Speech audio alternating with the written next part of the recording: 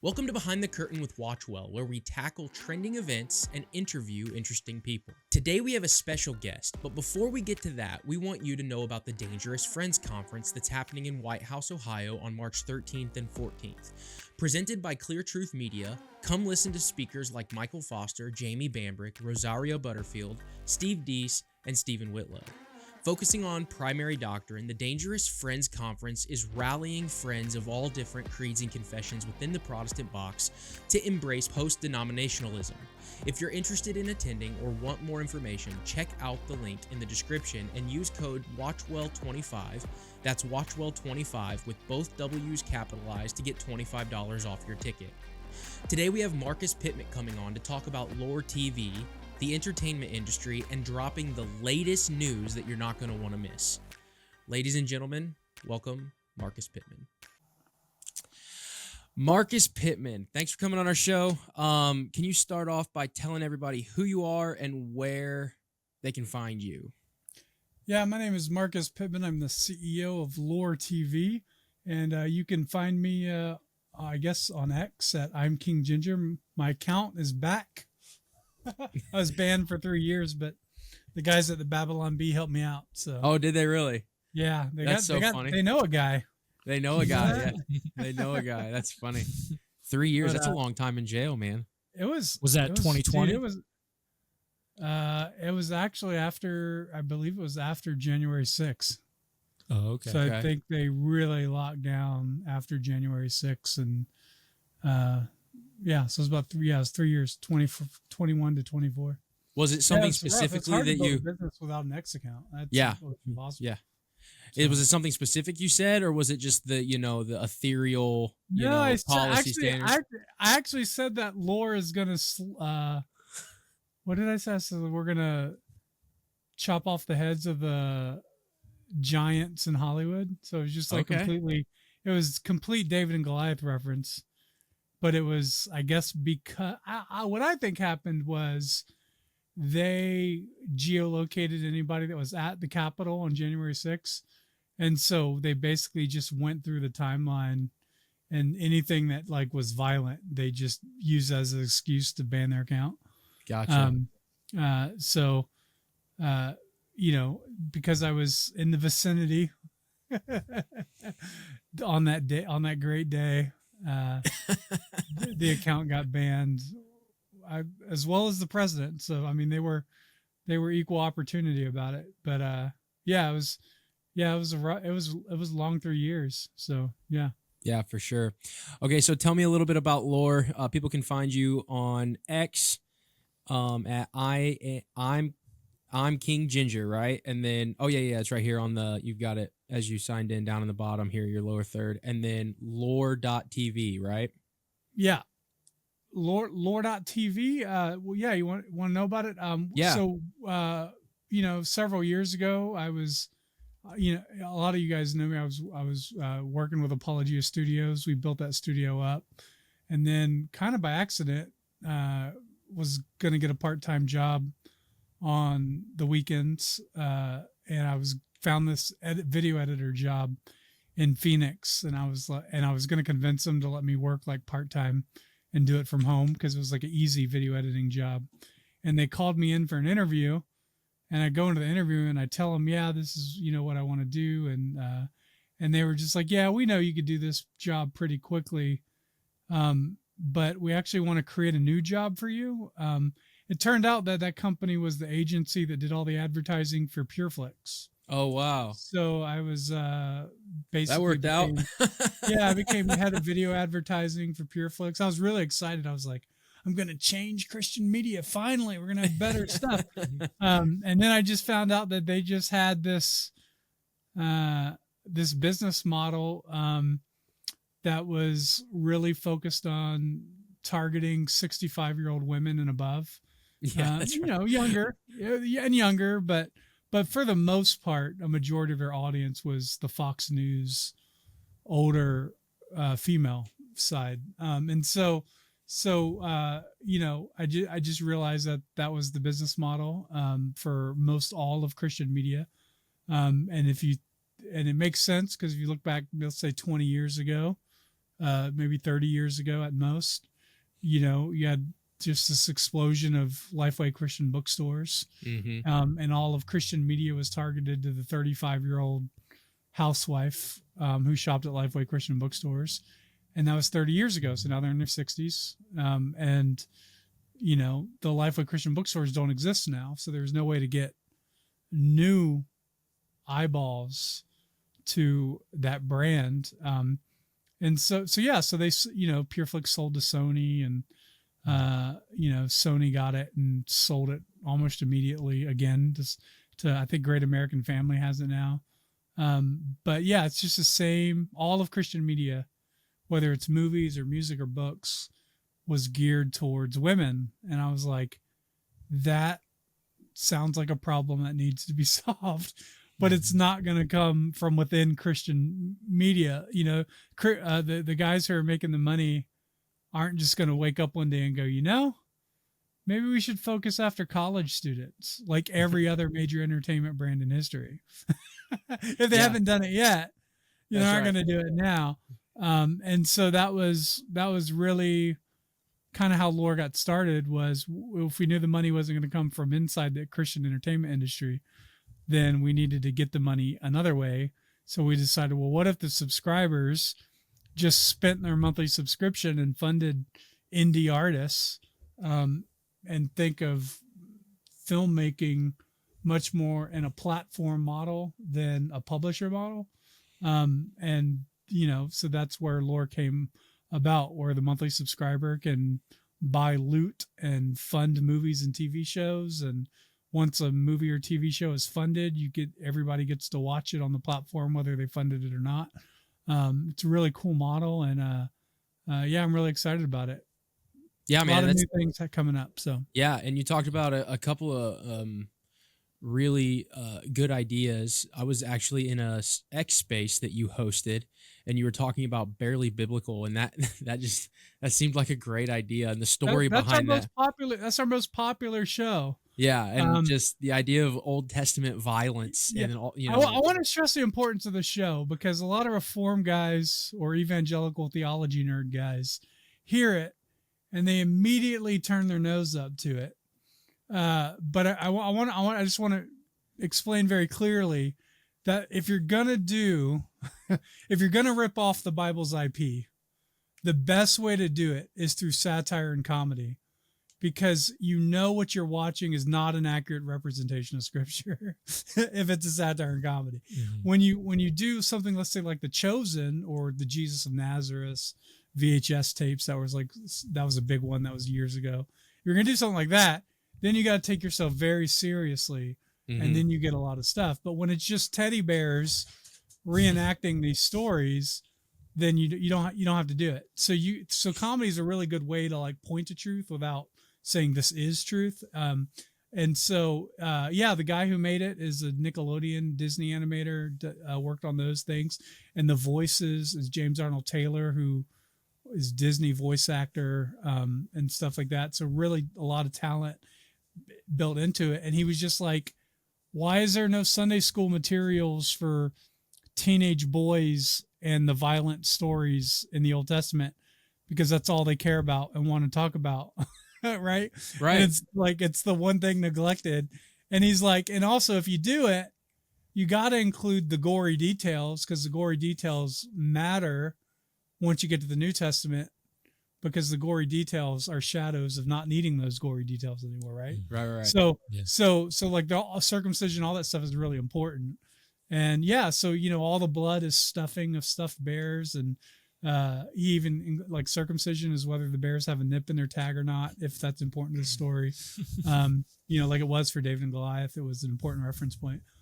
So like all that's in there. It's done in a very lighthearted, comical way, but still, I would say, faithful to the original intention of this of the story. But also, I believe all the narration of it is reciting the actual Bible verse, word for word. So when kids watch it over and over again, they're getting a lot of memorization. They're getting the actual Scripture, whether the characters or not. Yeah, it's great. It was rejected by every faith-based streamer there was. He pitched it to us at a 5-minute pitch-a-thon at a Christian film festival. It's a great story. He was pitching it to us, and he didn't have a full pitch prepared because he thought everybody there was going to just want the boring preschool stuff for preschoolers. Yeah. So he was pitching some other preschool show, I think, but he found out like about what we wanted. And he was like, well, I'll give it a shot. And he drew a decapitated teddy bear on a napkin. And we were just laughing for like 5 minutes. And then the very next pitch after that was like somebody doing this. I think it was like a documentary on someone who had cancer or whatnot. And me and Jason Farley were trying not to laugh during the cancer pitch because we were still thinking about barely biblical. But yeah, it was great. And so we were just like, we got to have this as our premiere launch show, and we funded 2 episodes. Yeah, $21,000 an episode. A lot of work goes into a 10-minute episode, which is nothing compared to the $100,000 10-minute episodes of like Bluey or something like that. But yeah. So $21,000 an episode. We funded 2 episodes. We're funding the third. David and Goliath is the first one, and then Ehud and Eglon is the second one. I don't know I haven't been told what the third one is. Okay. But we're going to do a third one. And, it's really great because it's just an opportunity for filmmakers to make something that, wouldn't exist if gatekeepers had their say. They would give you a Beth Moore cartoon if they could, Right. Could you, I wonder Could you imagine a Beth Moore preschool show? I'm sure that's been pitched. I'm sure, but go ahead. So like, you mentioned this person came to you with the pitch, right? And kind of had a shortened pitch and had been rejected. I was just curious, what kind of reaction did you get in the early days as you're trying to market Loor? And I guess you would probably still say you're in the early days, right? Yeah, but what kind of, could you describe some of those reactions from like the industry, whether it's Christians or non-Christians, but just like the industry people? Yeah, well, so I separate the industry people by 2 categories. Like first is like filmmakers, cast and crew, who I believe are insanely talented and brilliant storytellers. They're very theologically astute in most cases, or they just have a really robust knowledge of story from classic literature and stuff like that. As Christian filmmakers are amazing. So a lot of them are working in Hollywood, and they want to either get out and do their own thing, or in some cases, a lot of the really talented filmmakers are homeschool kids who are 17 maybe, and they've been making movies for like 6 years since the start of the YouTube, they've been making films as long as YouTube's been around. And in many cases, they've only ever had, the younger generation, the end of Gen Z, Gen Alpha, they've only ever had YouTube, right? So they've just been making content for years. And so by the time they're 17 or 18, they're pretty talented filmmakers. They might not have like a $50,000 red camera and lens kit and stuff like that. Right. But in most cases, they have a pretty nice DSLR that can do 4K and pretty decent selection of lenses. And they've been doing stuff for their church or friends or, odd jobs here and there. And, they don't need to go to film school. They don't need to go to University of Southern California or any of those. They don't need to go to any of that. But they're not going to get a gig, a big PureFlix contract or even maybe an Angel Studios contract because they're unknown. And so what we found was that a lot of the reason Christian movies have a bad reputation is because of the industry people, the executives, and the money people who think in terms of finance and dollars only, which is important if you're running a business to think in those terms and to know your numbers and stuff like that. That's really important. But when that's your guiding principle behind what makes something good or not, you can fail really quickly because you can say, well, look, man, we run these ads for these really terrible Pureflix movies, and we get enough subscribers. We get more subscribers than we spend money on. So that's it. And they've created this market. They've created this idea. When we're doing the ads for Pureflix, I was told to cut out guns and any explosions or anything that would make the movie appear more violent to the audience and stuff. And so there's a lot of, we just heard tons and tons of stories from filmmakers of just edits that they had to make. But here's the craziest one. A lot of people think I'm making this up. I'm not making this up. A guy made a movie and the distributor said, we can't sell this movie to the Christian audience unless it has a dog in it. We need to put a dog on the movie poster. So he went and took the script and he wrote it so there's like a dog in the first 10 minutes that gets hit by a car. And so that way, like, he doesn't have to worry about the dog anymore. And they took the movie at that point because they could put a dog on the movie poster. So they say it's a puppy, a boy, a traumatic event, and there's one other thing. Oh, a horse. So a horse, a puppy, a girl, a little girl, and a traumatic event is what they look for as a 4 checklist for a Christian movie. So yeah, we were just like blown away by how the parody of Christian movies isn't really a parody. Yeah. Like any Babylon Bee headline, in the early days of Babylon Bee, when they did a lot of faith-based parody stuff, they were all accurate. That's right. Yeah. Yeah. They were all accurate then too, and so, we were just kind of blown away by that. So I would say the industry is the biggest challenge, to making, to letting Christian filmmakers, or even more broadly, conservative filmmakers in general, even if they're not Christians, make content. So it seems to me that, so you're marketing towards the creative, right? That's what it sounds like. It's not necessarily the viewer. Would that be an accurate statement? We have two consumers of our product, right? That we're going after, right? I use this as an example, just like Red Balloon or like some job board, right? You have to go after the businesses who need to hire people, and then the people that want to get hired. So it's kind of like B2B to C is kind right. of So what's the pipeline? So let's say you have an indie filmmaker or you have someone who's undiscovered or whatever. Yeah. What's that look like for them? How do they get involved with you? How does that work? Or maybe an editor or something like that. Yeah. So we've been spending 4 years. We've developed a database of really talented filmmakers, everything from people who fly drones to do grip and, filming and directing and, DPs and all that sort of stuff. So we have a creator tab on our website. If you go to Loor's website, on the front page and you're not logged in, there's a creator page you can do there. Jason Farley looks at all the pitches. And then, we also we just brought on an EVP of programming, Sean Tomlin, who is, he was a senior executive for Fox Sports. He built Fuel TV. He helped create the X Games.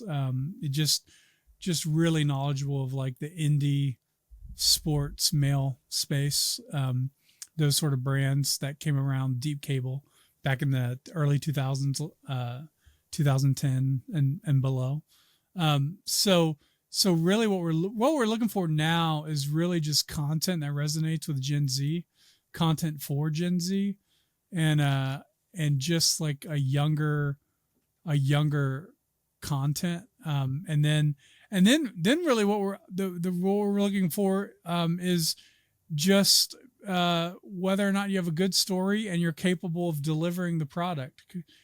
So we do a lot of vetting on whether or not the individual is actually capable of delivering a final product is the most important thing. Yeah, seems important. Yeah. I mean, yeah, if you're going to send all the subscribers money to an individual, you want to make sure they actually return something.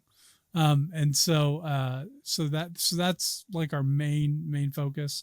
And then, of course, whether or not it's good content, and so, but once a film passes through the process of just that early vetting, and then it gets on the website, and if it gets funded, it streams. Filmmaker has ownership of their IP. They have control of the content, and creative final cut on their projects. And so that's and that seems really important for the creator too, because we saw that, not to drop any names, but there was a really, really big conservative platform that was at war with a more independent platform within the last couple of years, and they were arguing over the best, more corporate way, if you're catching my drift. Are you familiar with that whole thing where the major platform was owning the rights of the YouTube channels and all of that, as opposed to, you know what I'm saying? Yeah, no, I know what you're talking about. Yes, names have been changed to protect the guilty. Names have been changed to protect you from lawsuits. That's right. But yeah, no, I know exactly what you're talking about. Yeah, that's a thing that it's really weird, the ownership that major platforms want over their creators. It's a very strange, it's very, very strange. And so you get basically predatory contracts. You get you sign your life away. Yeah, your NDAs and sign your soul away. And we don't have any of that. We don't, we want our filmmakers to have a good experience and tell other filmmakers that, they raised the money and they were able to get the content on the platform and they were able to make their project. And so, a lot of it now, really what we're looking for is just really underground indie filmmakers who can do amazing things on low budgets. And just can just hustle, make the film, but also market and promote it and get it out there to people is really important, because I think the filmmakers are the best promoters of their own content. And so when you have the filmmakers who can really understand like how to get people to how to talk about lore and get people there to fund stuff, it tends to do the best. And so So in order to get the filmmaker excited about promoting the product, you just give them ownership of it. And you say, look, if this does well, you have a hit on your hands and you own it. And then if it doesn't, it doesn't. But either way, like, you're in charge of the success of the show. And so, it's just like Kickstarter's model in that sense, right? Like, Kickstarter doesn't advertise your content for you. And although as we grow and scale, we're going to have a massive marketing budget. So that's in the works. But right now, everything is super underground and like starting fires with rubbing two wood sticks together. But it's got us pretty far. So how involved are you, how involved is Loor as a platform with the creator? Is there like a mentorship, like, hey, we're going to help you through the creation process, or is it just the exchange of the funding? We're not really, I would say we try not to be involved too much. Okay. I would think it would be a problem if we were involved too much. I try to see ourselves more as a technology company than a content company. Okay. But I do see us doing more like Loor original content, especially now that we brought on Sean Tomlin and stuff, and having like a studio side. But for the most part, really, with the filmmakers who are funding on our platform, we really try not to be involved. I just had a meeting with a guy who's working on a project who I don't believe is putting the project on Loor, but I helped get him some meetings with some advertisers, potential advertisers for product placement and stuff like that. Because we really want to be a hub where filmmakers can come to and get help to work outside the boundaries of the studio system. So that's really the main goal. So yeah, I think mentorship is probably more in line with involvement, more in line than involvement. If I'd say mentorship, because you don't want to wind up where you're just micromanaging, Right. and red pinning every script, or you build in an audience of subscribers who only wants the PureFlix stuff, and they get offended at the drop of a hat. You don't want that either, not for a platform model, right? So you have to, there's a firm balance in saying, that crosses a line for me, but it's not a line for the platform as a whole. So that's like a really tough balance, especially, with evangelical world where they've just been fed slop as Christian movies, and they have this impression that this is the only thing a movie can be, so. Yeah. So, I really want your opinion on like the, well, first off, what's your favorite movie by like, what's your favorite Christian movie? Let's just go with that. What's that movie with Denzel Washington? Does that count? Book of Eli? Yeah, but does that count? I mean, see, it's got the Bible in it. You have to, I mean, is Die Hard a Christian, or is Die Hard a Christmas movie? Well, yeah, I think you really have to define that, because when you say what's your favorite Christian movie, I just think immediately of like that's a genre defining category, and I don't accept the laws of that genre. I reject them. Right. Yeah. I mean, we would too, just for clarity, we would too. But when you say Christian movie, I'm thinking more of something like I don't know. I'll probably get in trouble for saying it, but like Affirm Films or something to that degree. Yeah. I mean, like I think Fireproof was good. I think that was really decent. I think like Facing the Giants. Yeah, I don't know. I don't watch them. It's not the greatest. I don't watch them. I haven't seen Bonhoeffer yet. I haven't either. But no, I really, I don't know, because I'm presuppositional. So for me, I like to watch films and find out where the godless filmmaker slipped up and became a Christian. So you need to come back on and do a movie review with us, because that's our podcast. Yeah, that's exactly what we. No, that's fantastic. That's the point. Because I don't think we look at stuff that way. We always find what's wrong with the movie. Always, it's always like, oh, this is, we can look at Star Wars and we go, oh no, that's Buddhist. There's Buddhism element and all this sort of stuff. But we don't just look at it as a whole and say, oh, this is a really phenomenal father-son, kill the dragon, get the girl movie, right? Like we don't ever look at those elements.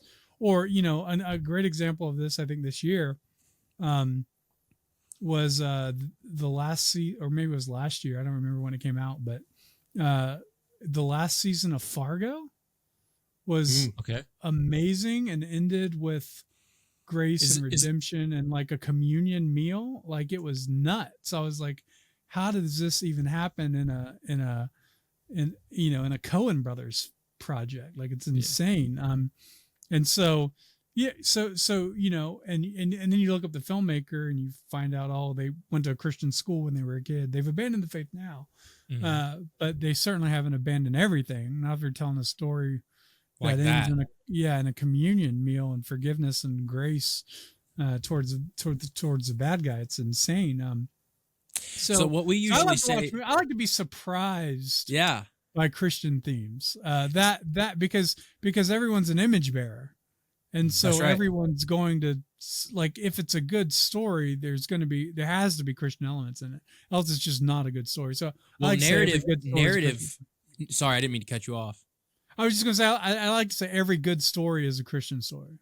Yeah, so that's kind of what we say too. So like, in order for narrative to exist, there has to be eternal truths, and those eternal truths can only exist in a Christian worldview. If not, Yes. So essentially, what we do on our podcast is we just observe what Hollywood steals. That's what we say. Right. Is because they're Right. stealing they're stealing what they don't believe in ultimately, right? Right. So we watch a movie, and then when we watch it and we review it, we talk about it, we pull out those eternal truths, and even in their unbelief, they can't help but, create a story that ultimately proves the Bible true. No, that's right. So I think, like, if you look at like every major successful Star Wars franchise, like of the Star Wars universe that they made, you have the original Star Wars, 4, 5, and 6, and then you have the Mandalorian, I think is up there, and they're all father-son themed stories, right? Mm-hmm. And so a lot of the best movies are father-son stories too. Like, I think of Jon Favreau, like all the stuff he does is father-son movies because his mom died, and so him and his dad would watch movies all the time. So every movie he does, whether it's Lion King or Jungle Book or, I think you can even count Iron Man in that. There's some sort of father-son. Yeah. Well, we did an element. episode with Will Spencer on Guardians of the Galaxy Volume 2, and it's an incredible episode. So if you're out there listening, I would really recommend you go listen to that. But it's all about the father hunger, lack of father. Yeah, the new Top Gun was that, right? Yeah, Top that's Gun right. Maverick was that. And you have these elements of masculinity and those sort of things in a movie that just tend to be the movie that everybody goes, wow, this movie was amazing. And they don't ever look at, they go, well, yeah, that's because it was like a very clear Christian theme, don't you know? Yeah, because Christians just like that. We just, oh, that's too much language. Oh, that was too much violence, whatever. And you go, well, yeah, but yeah. So that's actually a good the foundational truths of the story that propelled the story weren't the language or the violence. It was this Christian theme throughout it. So yeah, so we've become we try to exegete movies. The Pureflix is responsible for that because they put the gospel at the end of it, and it has to be this arc of, someone's in a bad position, and then they hear the gospel, and then everything's great. Everything's perfect. Everything is great. It's perfect. So then No we try to, then people say, well, I want good Christian movies, and it's like, well, you don't know what that is. You already have those. Right. They're just produced by Lionsgate or Disney or some other, studio, and they're not made by a Christian, but you already have them. And thankfully, because, we believe in total depravity, but we don't believe in utter depravity. So non-Christian filmmakers are capable of making great content. And that's right. That's something we need, that's why we have classical education, because we can look at classical works, like Dante's Inferno, for example, which Jason Farley always has a copy of in his backpack for some reason. And so like you look at like Dante's Inferno or like some of these classical works of literature, they're not made by Christians, but we still can get foundational Christian truths from them and learn from them and teach our kids, these stories in classical works and stuff, because the people who made them might be unbelievers, but they're incapable of lying about being human. Right? Yeah, that's right. So what do you think it is that got, so you mentioned it, that Christians just seem to want like this really easy, it's kind of, the Pureflix or the very, gospel presentation at the end. What is it that you think, why are we conditioned to want just a sermon? Like, do you think that's something reflective of the church? Do you think that's just culture and where we fit in as a whole? I'm just interested to know, like, what is it that causes us to just want that, oversimplified story that's just easy to watch and then we can be done with it? Yeah, I think, part of it is we've kind of been fed a marketing lie about what a Christian movie is. The Christian film industry wasn't made to market to every Christian. It was made to market to pastors to buy tickets in the theater. So all of your movies are evangelistic gospel tracks, because the idea was, well, it's easier to get one pastor to buy 300 tickets than it is to convince 300 Christians to go see a movie. And there's a lot of truth to that. But in so doing, you've now basically created these evangelical gospel films that have just corrupted our view as to like what a good Christian movie is or could be. The other thing is like just ridiculous, I would say ridiculous views that like fake blood equals real blood or fake violence equals real violence. Or for example, why not have a homosexual in your movie and make him the bad guy, right? Like that's a level of critical thinking to go, oh yeah, that guy was the gay guy, but he was also the bad guy, right? Like, I think if you were to do a trailer for a Christian movie and you just showed a gay guy, everybody would freak out and go, you've gone woke. It's like, well, why don't you, not judge the movie by the trailer? We don't want to give it all the details away. Yeah. So I'm just saying, like, there just is a level of complexity and critical thinking in reviewing a film that is not the same type of complexity and critical thinking of very analytical theological analysis, right? Like the Bible tells you what it says. There's very little creative interpretation you should allow when it comes to the scripture. But you can't do that for a movie, I was talking with someone else on a podcast this week too about this. It's like, we're kind of like, there was a tweet and it's, it said, the tweet was blank killed the novel, just like a radio, video killed the radio star, and it said blank killed the novel. And I said, it's TV series killed the novel. Right. So that was my response. And so in so doing that, when you have like one season of a show, you don't know what's going to come in the next 4 seasons. So you can't even judge a whole TV series based off the first season. Cause a great example of that is Breaking Bad, right? Phenomenal. Like you have 5 seasons that show that man's degradation, destruction of his family because of his sin over 5 seasons. The first season doesn't make any sense. Right. And, and so there's, just this patience, I think, that's involved. Yeah. Another one, it's not directly related, but it's sort of the same way. When you were talking about that, how you take patience and you need to let things develop and it shouldn't just be right out in front of your face, was just like The Office. I know it's a comedy, but you watch the first season and it doesn't really make any sense, but you have to get to know the characters and then it's hilarious. Yeah, and you don't even get to know the characters in the first season because they change them in the beginning of season 2 completely. That's right. Right? So that's right. So, yeah, you have to kind of you have to suffer through season 1 to understand the Jim and Pam arc. And for me, it's like season 3 is like,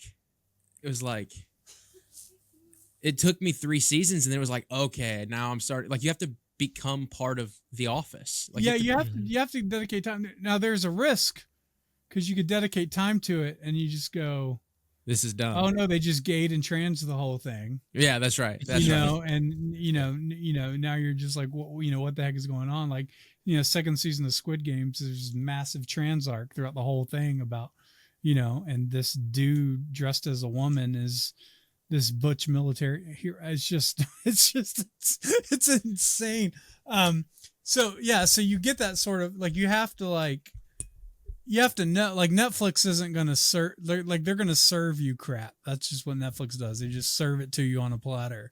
And you might be able to find really good pieces of among Netflix, like you like Love on the Spectrum is a great documentary series and stuff. But for the most part, Netflix has a very clear agenda that is to promote licentiousness and homosexuality and transgenderism and stuff like that. And they're very upfront about that. And every now and then they give you a Joe Rogan comedy special or Dave Chappelle comedy special or something like that, right? But that's mixed in with a bunch of nonsense. Well, I'm talking. I mean, we look at like, but a lot of instances, you actually can find really cool stuff like Mr. Beast games. I think is really great because if you isn't that on Amazon Prime? Yeah, it's on Amazon Prime. They spent $100 million on it. It's insane. But what's really cool about it is, one, it's like Squid Games, except people don't die, right? But also, there's this really cool psychological aspect of the games about money and greed and free market and economics. That's like, would you take $1 million and save yourself, but also eliminate 50 of the people from the competition on your team, right? So it's like, so for me personally, I would say absolutely 100% in a heartbeat, and I won't have any Christian moral claim about it, right? But when you get a bunch of like woke people and the cast it turns into a comedy, who are driven by their emotions, yeah, and not, I would argue that if I signed the contract to be in Mr. Beast games, I would be driven by the contract and the covenant to win that I made with the producers, just like a football game, or right. If I was in the NFL or anything else. So I wouldn't mind faking a pass or doing whatever to eliminate people. It's competition, right? Yeah. But so like that psychology is really interesting, and they have in Beast games, they have one of the Christian guys that was there was, really honest and didn't take the money. And I'm like, dude, what are you doing? Like, that's not, what about your family? You're spending time away from your family to win. Like, what's going on?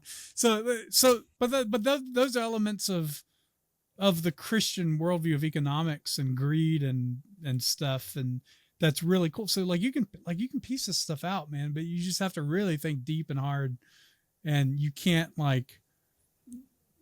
we jump to conclusions whenever we see something that's, I can tell you how many people have rolled their eyes when I've said barely biblical. And then after I explain to them, they're like, oh. I don't know. When I heard that story, I was immediately intrigued. I was like, oh man, that's such a fun story. Just even just the story of how he pitched it and how people before he talked to you, they were telling him, oh, don't bring it up. And then he ended up doing it. And it's just a great story. It's a phenomenal story. Yeah, it's really good. One of my favorites, so. Yeah. Nick, you got anything to say, Nick? You've been quiet, man. Hey, I've asked some questions. With hey, this is the first behind the curtain that I've been a part of, so I'm just kind of hanging out and seeing how it goes. Okay. But so something that you might find interesting is back in I guess I don't know the timeline, but whenever Loor was kind of getting going and you launched like a Facebook group, right? It was like, I think it's called like Loor Founder. Somehow, I don't even know if I requested to be in the group or how I got into the group, but I am in that group.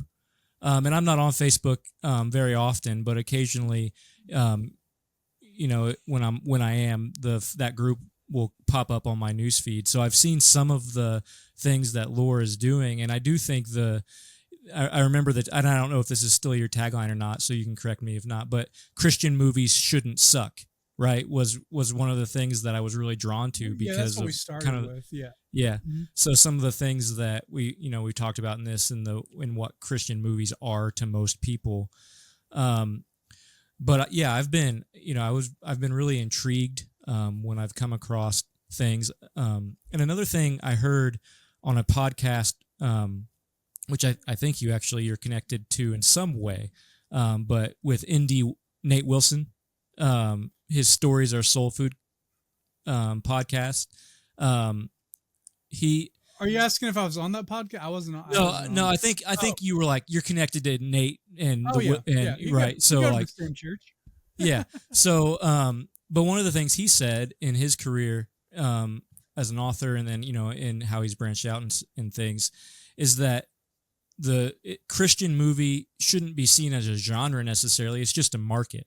Like it's Christian. The Christian tag is a market, and that's just that all that's telling you is the person that the film or book or whatever it is trying to market to. It's who they're trying to convince to buy this product. And so to pair that with what you're saying about, it's the, old church lady who most of these Christian content creators have been marketing to. I think that's really eye-opening, and I think it actually shows how a more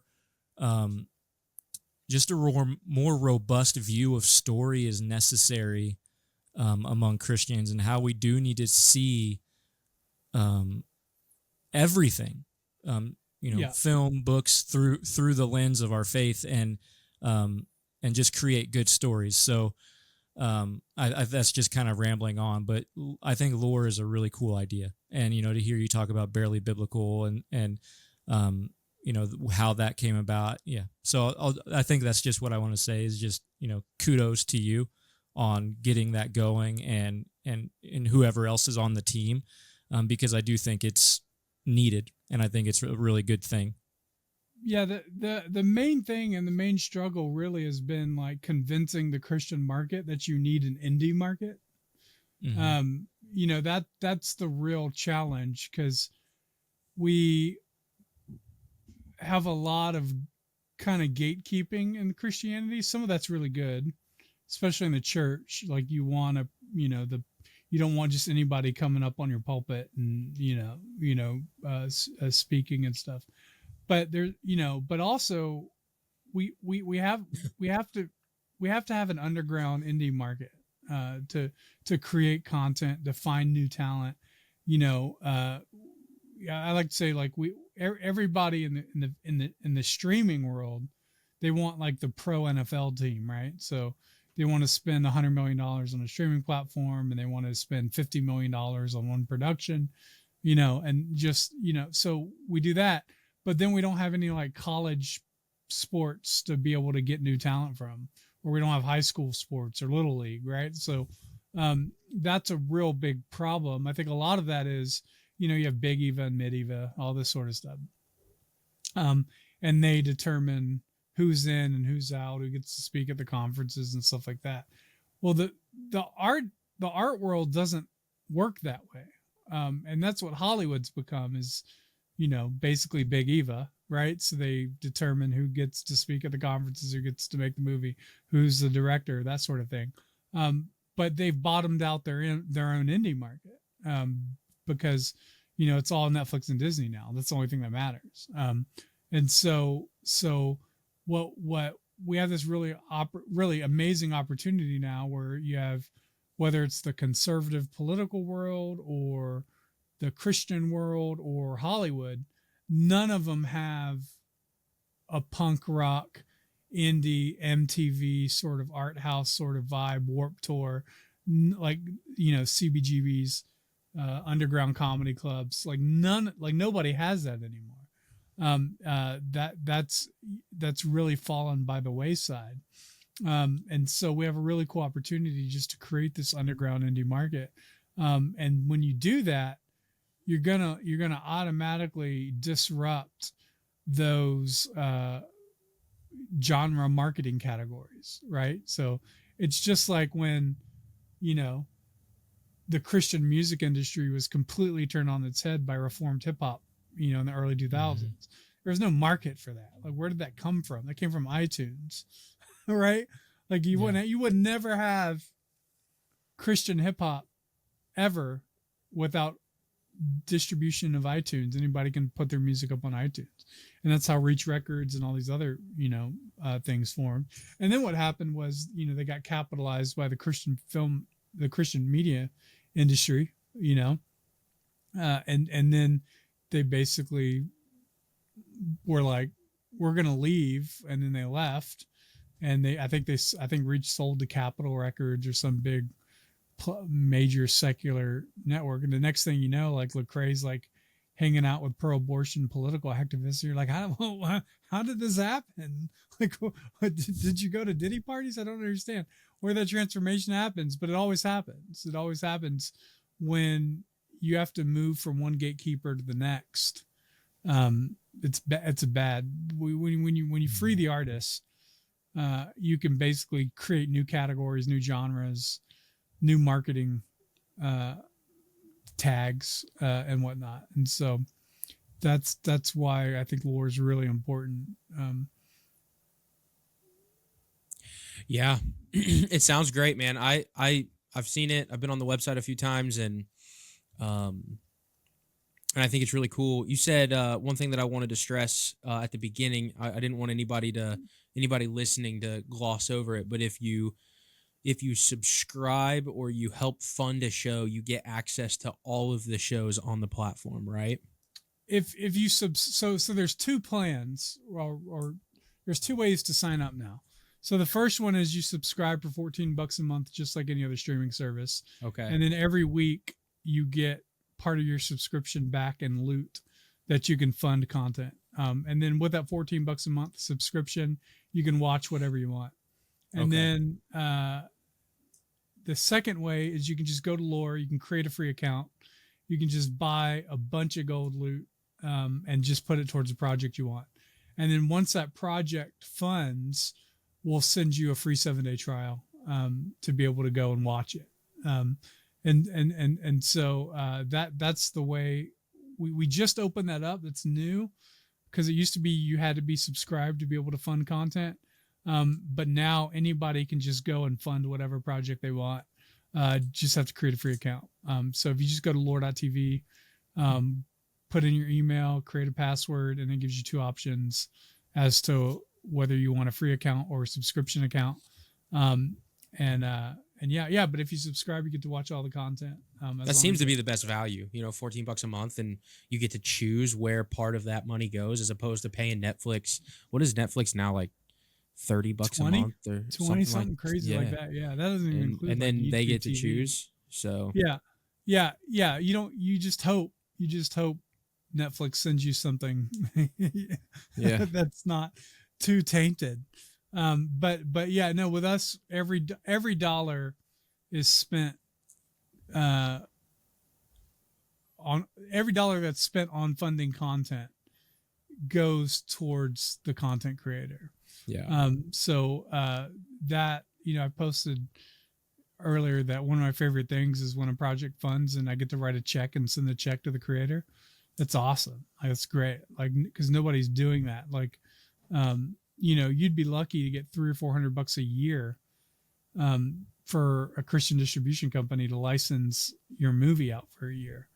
Cause they just buy so much. They just, and then you'd be lucky to make $10 in a month if you put it up on Tubi or some sort of, fast channel, advertising channel, cause you only get like 5 cents for every 1,000 views or something crazy like that. So, so really our way is the best way to pay filmmakers, for their content. Like no one else in Christian, I'm telling you right now, no one else making cartoons in the Christian media space is getting $21,000 to make a 10-minute episode. Barely Biblical is the only one that's been able to do that. They're not making, 100 episodes. They're not getting orders like Netflix for 100 episodes at $100,000 an episode. That'd be nice. Not yet, but still though, that's a significant amount of money to make a 10-minute cartoon. I think we're the only ones that pay that well. That's awesome. That's awesome. That's cool. Well, Marcus, I want to be respectful of your time. We're right here at like 55-ish minutes. I want to thank you for coming on the show, and just know that you've got friends over here at WatchWell, and you're in one side of the world, and we're trying to get people to watch actively and not passively. So we're trying to help you in the other side of the world, so that we don't just get this, Christian manipulative, let's just go watch a sermon on a video screen. Yeah. So that we can view better. we that's really important, man. We need that a lot, because I think Christians are really good at sharing stuff they don't like. We'll retweet whatever and boycott whatever, we'll complain about whatever, but if there's something mid, like, we don't ever share it, right? Like, if it's in the mids, we don't ever share it and promote it and go, look at this guy. This guy might be really awesome in 5 years. You should start following. I remember, I think I called 80 Robles. I was at Apologia Studios at the time. I first saw his YouTube channel. He had like 100 subscribers, and I called him. I was like, dude, you got what it takes. And I'll remember that, because I don't think a lot of Christians really, like, we don't promote the mids, or promote people when they're in the mids. We wait for them to be approved by the masses, or we wait for like a star like Chris Pratt or something to come out and say he's a Christian, and we go, oh, finally we got one. Yeah. But what we really need is just an indie underground culture and revival that just says, look, man, we're just going to share the people who are talented. And I think if we did that, I think we'd be far less disappointed 5 or 10 years from now, because I think we'd have a lot less Christians fleeing to the secular world for work, where there's actual pipelines and pathways to promote young artists and get them into the system, whereas we don't have that. Mm-hmm. Yeah, for sure, man. Well, again, if there's anything that we can help you guys with, let us know. And we're out there rooting for you. So, yeah, well, to all your listeners and when is this airing? I think we're going to come out with these. My goal is twice a week with the behind the curtains. But this specific episode, because I might drop some news, but I don't want to do it too early. Well, when are you able to drop the news? Monday. Okay, so I can push it back till then. Yeah, why don't you push it back till then? How about Tuesday of next week? Tuesday's great. So Tuesday of next week, you're listening to this now. so we just we're now putting on the website an older show called Thrillbillies, and it is like I want to say it's a less vulgar version of Jackass. Okay. And so it's a bunch of kids. It's an older show, but it's a bunch of kids that doing shopping carts off ramps and driving cars off cliffs. It's called Thrillbillies. It's really great, and it was made by the creators of Nitro Circus, who I believe now do or there was a bunch of Christians involved in that, or there were people that were involved in Nitro Circus that are now doing some evangelical Christian stuff. I'm not too clear on that, but it was a show on Fuel TV. We've acquired it, and we're going to start putting that out on Loor TV.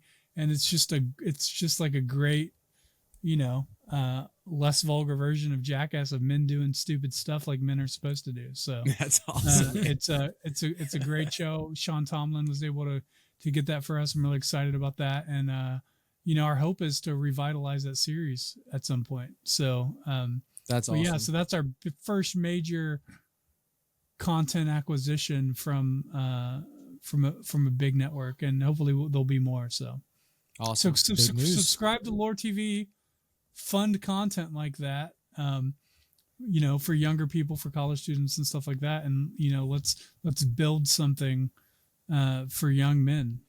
That's awesome. Nick, any final thoughts? No, again, I'm just really impressed with the idea, with the concept, and where it's going.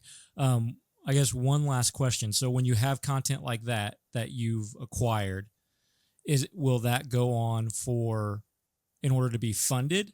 So will that need to be funded before that's available to view, or is that just available to view? We might put up a pilot, but every project is funded by the audience. Awesome. All right. Yeah. So, yep. So, Awesome. so the audience will get to determine and decide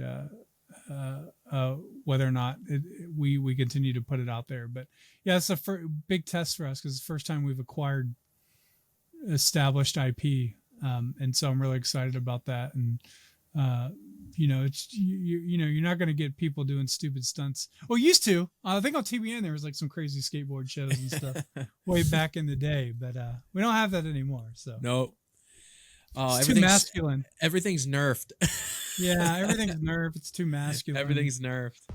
All right, Marcus. Again, thanks for spending some time with us. We really appreciate it. Thank you for trusting us with the big news and the drop. And guys out there listening, if you're gonna watch well. We'll see you in the next one.